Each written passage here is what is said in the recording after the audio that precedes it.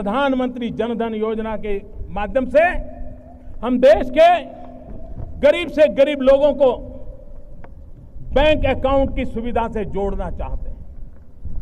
आज करोड़ों करोड़ों परिवार हैं जिसके पास मोबाइल फोन तो है लेकिन बैंक अकाउंट नहीं है, और इसलिए प्रधानमंत्री जन धन योजना के तहत जो अकाउंट खोलेगा उसको डेबिट कार्ड दिया जाएगा, और डेबिट कार्ड के साथ हर गरीब परिवार को 1 लाख रुपया का बीमा सुनिश्चित कर दिया जाएगा, ताकि उसके जीवन में कोई संकट आया तो उसके परिवारजनों को 1 लाख रुपए का बीमा मिल सकता है।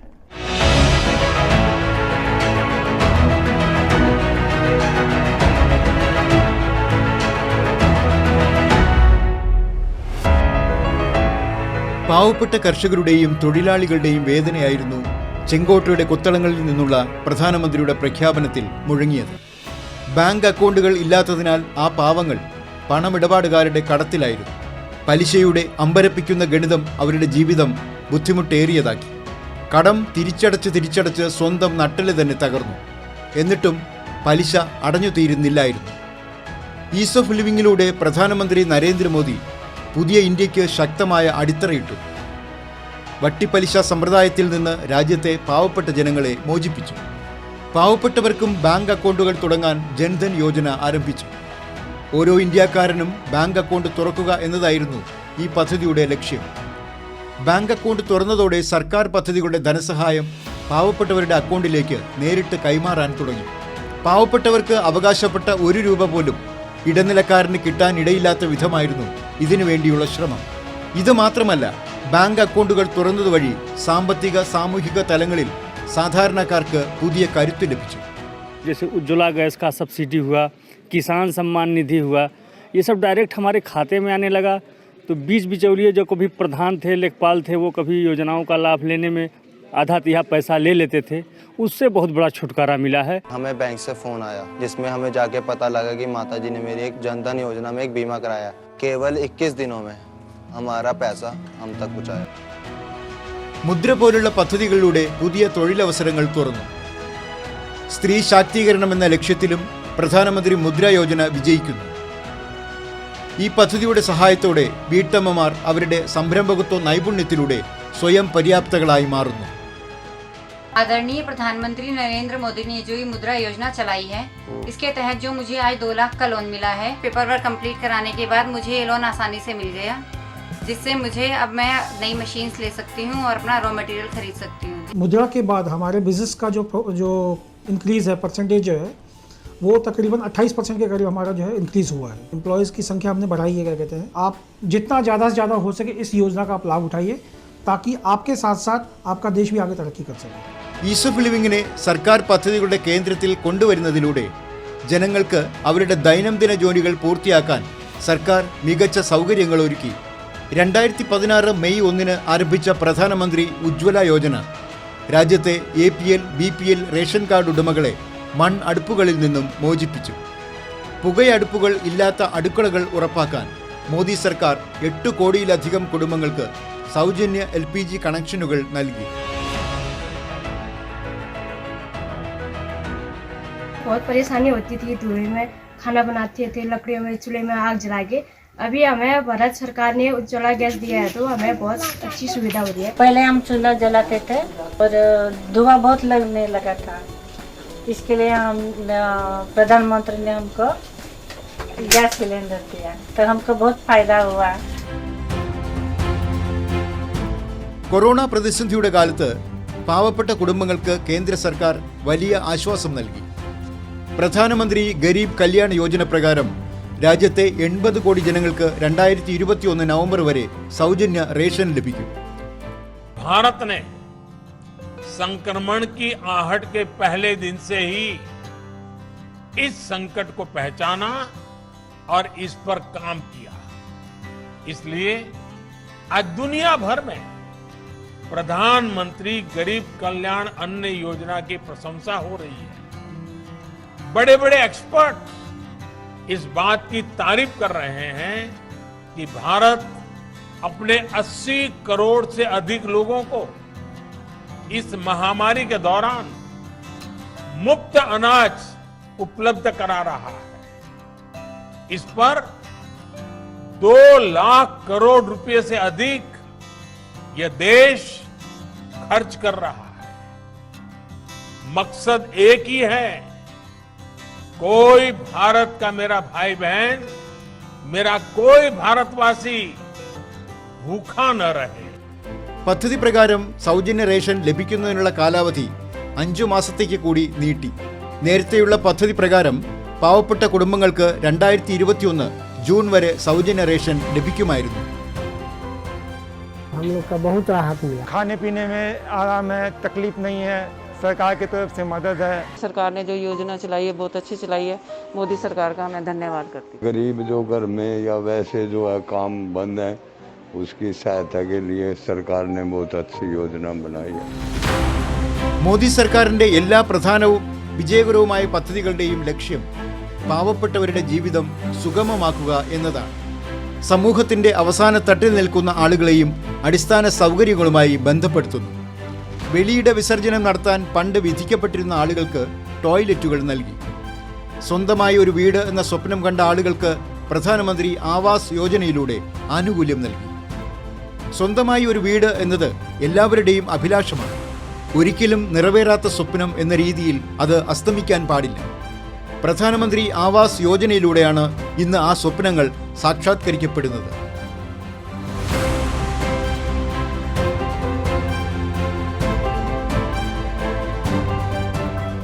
കൈലാഷ് ബെന്നിന്റെ കാര്യമെടുക്കുക. മറ്റെല്ലാവരെയും പോലെ സ്വന്തമായി ഒരു വീട് എന്ന സ്വപ്നം അവൾക്കുമുണ്ടായിരുന്നു. ഈ സ്വപ്നത്തിന് ചിറകുകൾ നൽകിയത് പ്രധാനമന്ത്രിയുടെ ആവാസ് യോജന വഴിയാണ്. അഹമ്മദാബാദിലെ സനന്ദ് താലൂക്കിലെ ഖരോജ് ഗ്രാമത്തിൽ കൈലാഷ് ബെൻ ഉൾപ്പെടെ നിരവധി പേർക്ക് പ്രധാനമന്ത്രി ആവാസ് ഗ്രാമീണ യോജനയിൽ വീടുകൾ ലഭിച്ചു. മഴ കാരണം അവരുടെ കുടിലുകളുടെ അവസ്ഥ പലപ്പോഴും വഷളായി. പഴയ വീട്ടിൽ താമസിക്കുന്നത് വളരെ ബുദ്ധിമുട്ടായി മാറി. പക്ഷേ 2 വർഷം മുൻപ് അവർക്ക് പ്രധാനമന്ത്രി ആവാസ് ഗ്രാമീൺ യോജന പ്രകാരം അടച്ചുറപ്പുള്ള ഒരു വീട് ലഭിച്ചു. 2 വർഷം മുൻപ് ഭർത്താവിൻ്റെ മരണശേഷം കൈലാഷ് ബെൻ സ്വയം ജോലി ചെയ്ത് സ്വന്തം കാര്യങ്ങൾ നടത്തുകയും മക്കളെ പഠിപ്പിക്കാൻ അയക്കുകയും ചെയ്തു. पहले मेरा घर कच्चा था, इसमें मुझे बहुत तकलीफ पड़ती थी। इसमें पानी बारिश होती थी तो बारिश में हमारे घर में भी जगह न थी ते भी छोकरा बेसी न था सकता, हमें रहती न थी सकता અને પાણી बहुत पड़ता था। इसलिए हमारे सरकार ने सहाय मड़ी, पक्का घर बन गया। इसलिए सरकार ने सुविधा के हमने पक्का घर बना दिया। जब हमारा घर कच्चा था तब हम ठीक से पढ़ भी नहीं पाते थे और बारिश आती है तब घर में टिप्पे होते हैं और भर जाता है। जब हमारा घर पक्का हुआ तब बारिश के टिप्पे भी नहीं होते हैं। अब हम ठीक से पढ़ पाते हैं। കൈലാഷ് ബെന്നിനെ പോലെ ലീല ബെന്നിനും പ്രധാനമന്ത്രി ആവാസ് യോജനയ്ക്ക് കീഴിലാണ് ഈ പുതിയ വീട് ലഭിച്ചത്. പലപ്പോഴും മഴക്കെടുതികൾ കാരണം അവരുടെ പഴയ വീട് നശിപ്പിക്കപ്പെട്ടു. പലപ്പോഴും അതവർക്ക് പുനർനിർമ്മിക്കേണ്ടി വന്നു. അത്തരം കുഴപ്പങ്ങൾക്കിടയിൽ അവർക്ക് ജീവിതം നയിക്കാൻ എളുപ്പമല്ലായിരുന്നു. അത്തരമൊരു സാഹചര്യത്തിൽ ഒരു അനുഗ്രഹമെന്ന നിലയിൽ PM ആവാസ് യോജന അവരുടെ ജീവിതത്തിൽ കടന്നു വന്നു. അടച്ചുറപ്പുള്ള വീട് അവർക്ക് ലഭ്യമായി.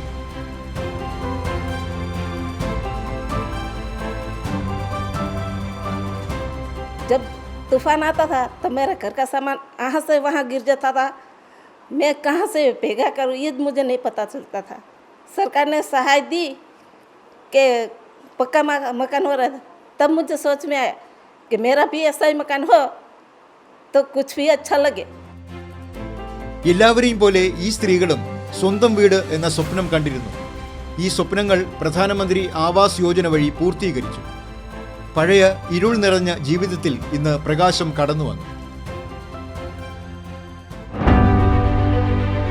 2003 ആദ്യമായി മുഖ്യമന്ത്രിയായി സത്യപ്രതിജ്ഞ ചെയ്ത് ഏതാനും വർഷങ്ങൾക്ക് ശേഷം നരേന്ദ്രമോദി സ്വാഗത് എന്ന ഓൺലൈൻ പരാതി പരിഹാര സംവിധാനം ആരംഭിച്ചു. സംസ്ഥാനത്ത് ഗവേണൻസ് പ്രോത്സാഹിപ്പിക്കുകയായിരുന്നു ലക്ഷ്യം. 2009 ഇത് താലൂക്ക് തലത്തിലും 2011 അതിൻ്റെ ഗ്രാമതല പതിപ്പും ആരംഭിച്ചു. 2010 പൊതുസേവനത്തിൽ സുതാര്യതയും ഉത്തരവാദിത്വവും മെച്ചപ്പെടുത്തുന്നതിനായി ഐക്യരാഷ്ട്രസഭ സ്വാഗത് പ്രോഗ്രാം അന്താരാഷ്ട്ര തലത്തിൽ അംഗീകരിച്ചു. സമൂഹത്തിന്റെ താഴെത്തട്ടിൽ നിൽക്കുന്ന ആളുകളിലേക്ക് എത്താൻ സാങ്കേതിക വിദ്യയെ തങ്ങളുടെ ജീവിതത്തിന്റെ ഒരു പ്രധാന ഭാഗമായി ആളുകൾ പരിഗണിക്കണം. ഇതിനായി സർക്കാർ ഡിജിറ്റൽ ഇന്ത്യ പദ്ധതി ആരംഭിച്ചു. ഗ്രാമീണ മേഖലയിലെ പ്രത്യേകിച്ച് സ്ത്രീകളുടെ ശാക്തീകരണത്തിനായി ദീൻ ദയാൽ അന്ത്യോദയ യോജന, ദേശീയ ഗ്രാമീണ ഉപജീവന മിഷൻ പദ്ധതി മോദി സർക്കാർ ആരംഭിച്ചു. പാവപ്പെട്ടവർക്ക്, പ്രത്യേകിച്ച് സ്ത്രീകൾക്ക് ശക്തമായ സ്ഥാപനങ്ങൾ കെട്ടിപ്പടുക്കുന്നതിനും അവരെ സാമ്പത്തിക സേവനങ്ങളും ഉപജീവന സേവനങ്ങളുമായി ബന്ധിപ്പിക്കുന്നതിനും വേണ്ടിയാണ് ഈ പദ്ധതി നടപ്പിലാക്കുന്നത്. ഈ പദ്ധതിയുടെ സന്തോഷകരമായ ഫലങ്ങൾ ഇപ്പോൾ നമുക്ക് ചുറ്റും കാണാൻ സാധിക്കും.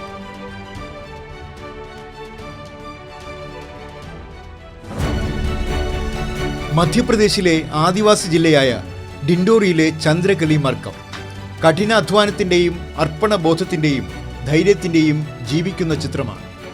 ഭാരിയ ഗോത്രത്തിലെ ചന്ദ്രകലിക്ക് ജീവിതത്തിൽ ആദ്യം ധാരാളം സാമ്പത്തിക ബുദ്ധിമുട്ടുകൾ നേരിടേണ്ടി വന്നു. പ്രതിദിനം 20 രൂപ പോലും കൂലി ലഭിക്കാത്ത അവസ്ഥയുണ്ടായിരുന്നു. ഏതാനും വർഷങ്ങൾക്ക് മുൻപ് ഗ്രാമീണ ഉപജീവന മിഷന്റെ സഹായത്തോടെ ചന്ദ്രകലി കോഴി വളർത്തലിൽ ഏർപ്പെടുകയും പൗൾട്രി ഫാം സഹകരണ സംഘം രൂപീകരിക്കുകയും ചെയ്തു. നേരത്തെ 60 പേർ മാത്രമാണ് അതിൽ ചേർന്നത്. ഇന്ന് 23 ഗ്രാമങ്ങളിൽ നിന്നുള്ള സ്ത്രീകൾ ഈ സൊസൈറ്റിയിൽ ചേർന്ന് കഴിഞ്ഞു. അവളുടെ സംരംഭകത്വ നൈപുണ്യവും ഗ്രാമങ്ങളും മുന്നോട്ട് നയിച്ച കഴിവും അംഗീകരിച്ച് confederation of Indian industry foundation 2020 micro enterprises വിഭാഗത്തിൽ വനിതാ മാതൃകാ പുരസ്കാരം അവർക്ക് നൽകുകയുണ്ടായി. पहले कोई आय का कोई जरिया नहीं था हम लोगों के पास, मजदूरी करने जाते थे, बच्चों का देखभाल भी नहीं हो पा रही थी। और जो मुर्गी पालन जहाँ से हम लोग शुरुआत किए हैं तो हम लोगों की घर की भी हालत सुधार है। भैयाओं से जो पहले हम लोगों को कोई भी खर्च करते थे तो बिना पूछे हम लोग खर्च नहीं कर पाते थे। बिना 2 हफ्ता भर से हम लोग पूछते थे कि हम लोगों को ये चीज़ खरीदना है करके, तो बहुत मुश्किल से हाँ बोलते थे तो खरीद पा रहे थे। उसमें भी जो हम लोगों को ज़रूरत के सामान खरीदना रहता था तो वो ज़रूरत हम लोग पूरा भी नहीं कर पा रहे थे। जब से हम लोग मुर्गी पालन के काम किए हैं तो जो भी हम लोगों की इच्छा हुई वो सामान खरीद के अपने शौक पूरा कर सकते। വിദൂര പ്രദേശങ്ങളിൽ സർക്കാർ പൊതുസേവന കേന്ദ്രങ്ങൾ സ്ഥാപിക്കാൻ തുടങ്ങിയപ്പോൾ സാമൂഹിക ക്ഷേമത്തിലേക്കുള്ള മറ്റൊരു ചുവടുവയ്പ് കൂടി നടന്നു. സർക്കാരിന്റെ ഭാഗത്തു നിന്ന് ജാം തൃത്വ, അതായത് ജൻധൻ, ആധാർ, മൊബൈൽ എന്നിവയിൽ അധിഷ്ഠിതമായി ഉപഭോക്താവിന്റെ അക്കൗണ്ടിലേക്കുള്ള നേരിട്ടുള്ള ധനസഹായം ആരംഭിച്ചു. मैंने अपनी 50 क्विंटल गेहूँ बेची थी, जो कि मेरे खाते में पेमेंट आ चुकी है डायरेक्ट। सरकार का इसके लिए मैं आभार व्यक्त करता हूँ। पहले हमारे खाते में कभी ऐसे पेमेंट आई नहीं। अभी हमें किसी के पास जाने की ज़रूरत नहीं पड़ेगी। सरकार ने हमारे खातों में डायरेक्ट पेमेंट डाल के बहुत बढ़िया किया है। അതിന്റെ ഏറ്റവും വലിയ നേട്ടം കണ്ടത് കൊറോണ കാലഘട്ടത്തിലാണ്. ആ സമയത്ത് തെരുവ് കച്ചവടക്കാർക്ക് മുന്നിൽ തൊഴിൽ പ്രതിസന്ധി ഉണ്ടായപ്പോൾ കേന്ദ്ര സർക്കാർ സഹായഹസ്തം നീട്ടി. അത്തരം കച്ചവടക്കാർക്ക് പ്രധാനമന്ത്രി സ്വനിധി യോജനയിൽ നിന്ന് ആശ്വാസം ലഭിച്ചു. പദ്ധതിയിലൂടെ വഴിയോര തെരുവ് കച്ചവടക്കാർക്ക് അവരുടെ ഉപജീവനമാർഗം പുനരാരംഭിക്കാൻ എളുപ്പമുള്ള വായ്പകൾ നൽകി. ഈ പദ്ധതി അതിന്റെ ലക്ഷ്യം കൈവരിക്കുകയും ചെറിയ കടയുടമകൾക്ക് അതിൽ നിന്ന് വളരെയധികം പ്രയോജനം നേടുകയും ചെയ്തു.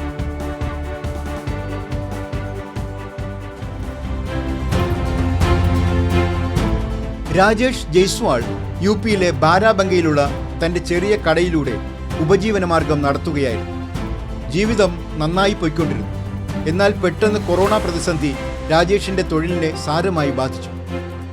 തന്റെ തൊഴിൽ വീണ്ടും ആരംഭിക്കാൻ വേണ്ടത്ര മൂലധനം അവശേഷിച്ചില്ല. എല്ലാ ഭാഗത്തു നിന്നും നിരാശനായ രാജേഷ് പ്രധാനമന്ത്രി സ്വനിധി യോജനയെക്കുറിച്ച് അറിഞ്ഞപ്പോൾ ഈ പദ്ധതി പ്രകാരം വായ്പയ്ക്കായി അപേക്ഷിച്ചു. കൊറോണയുടെ ആ പ്രതിസന്ധി ഘട്ടത്തിൽ രാജേഷിന് പ്രധാനമന്ത്രി സ്വനിധി യോജനയുടെ പിന്തുണ ലഭിച്ചു. അദ്ദേഹത്തിന്റെ ജോലി വീണ്ടും ആരംഭിച്ചു. हम एक छोटी सी दुकान, पान की दुकान किए थे, तो दुकान हमारी पहले बढ़िया चल रही थी, लेकिन बीच में जब लॉकडाउन लगा, लॉकडाउन में हमारा दुकान का काम सही चल नहीं पाया। दुकान एकदम बेकार हो गई थी, समझ नहीं आता कैसे हम काम करें। तो अपनी दुकान पे थे, एक भैया आए तो अपना 10,000 लोन के बारे में बताया, PM स्वनिधि के बारे में। तो हम गए PM स्वनिधि के बारे में 10,000 का लोन अप्लाई कराएं। और हमें बैंक से 10,000 का लोन मिल गया मुझे, और मैं ये पैसा अपने दुकान में फिर लगाया और मेरी दुकान फिर से अच्छी चलने लगी। ഇത് ബാരാബങ്കിയിലെ രാജേഷ് ജയ്സ്വാളിന്റെ മാത്രം അനുഭവമല്ല. രാജേഷിനെ പോലുള്ള ലക്ഷക്കണക്കിന് ചെറുകിട കച്ചവടക്കാരുടെ കഥ കൂടിയാണ്. लॉकडाउन में मेरा कारोबार बहुत ही ठप हो गया था, जिसके कारण मुझे बहुत ही नुकसान हुआ। मोदी जी की स्कीम जो है स्वनिधि योजना के अंतर्गत मुझे नगर पालिका द्वारा सूचित किया गया कि आप ये 10,000 वाला लोन के लिए अप्लाई कीजिए, आपका रोज जो भी काम का नुकसान हुआ है वो उसके लिए आपको लाभ मिलेगा। तो मैंने 10,000 लोन के लिए अप्लाई किया और मुझे मिला, जिससे मेरा कारोबार फिर से शुरुआत हो गई मेरी कारोबार की। മൂലധനത്തിന്റെ പ്രശ്നം കാരണം കച്ചവടം ആരംഭിക്കാൻ കഴിയാത്ത ചെറുകിട വ്യാപാരികൾക്ക് പ്രധാനമന്ത്രി സ്വനിധി യോജന ഒരു അനുഗ്രഹമാണെന്ന് തെളിഞ്ഞു. ഈ പദ്ധതി പ്രകാരം എളുപ്പത്തിൽ ലഭ്യമാകുന്ന 10,000 രൂപയുടെ വായ്പ അവർക്ക് പെട്ടെന്ന് കിട്ടിയ ആശ്രയം തന്നെയായിരുന്നു.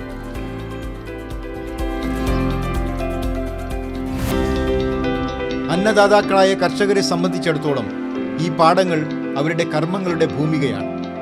പക്ഷേ ചിലപ്പോൾ നഷ്ടം മാത്രം തരുന്ന വിളകളുണ്ടാകാം. പ്രകൃതി ദുരന്തങ്ങളിൽ നഷ്ടം സംഭവിക്കാം.